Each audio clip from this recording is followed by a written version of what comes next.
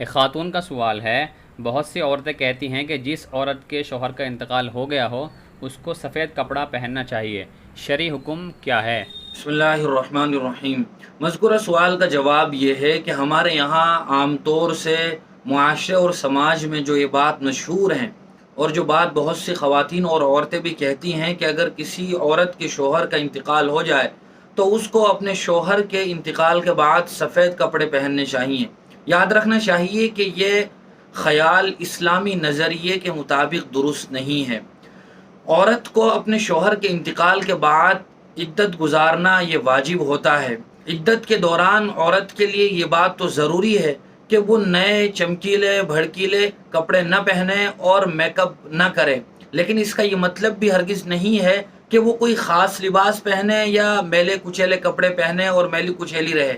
صاف ستھرے کپڑے پہنے اور جو چاہے وہ کپڑے پہن سکتی ہیں، وہ سفید ہوں، لال ہوں، کالے ہوں، اپنی مرضی کے مطابق جیسے چاہے وہ کپڑے پہن سکتی ہے۔ لہذا یہ نظریہ اور یہ خیال درست نہیں ہے کہ اس کے لیے سفید کپڑے پہننا ضروری ہے۔ یہ خیال ہمارے برادران وطن اور ہمارے پڑوس میں رہنے والے جو دیگر مذاہب کے لوگ ہیں وہاں سے مسلمانوں میں آ گیا ہے، لہذا یہ بات درست نہیں ہے۔ ہاں، کپڑے اور لباس پہننے کے بارے میں شریعت مطہرہ کا ایک عام اصول ہے جو ہر عورت کے لیے ضروری ہے، خواہ وہ بیوہ ہو یا اس کا شوہر زندہ ہو۔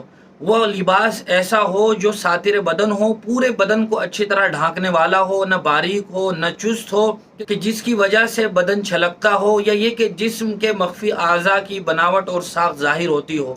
دوسری بات یہ ہے کہ وہ لباس ایسا ہو جو مردوں کی مشابہت اختیار کرنے والا نہ ہو، جیسا کہ پینٹ شرٹ یہ مردوں کا لباس ہے تو وہ عورتوں کے لیے پہننا درست نہیں ہے۔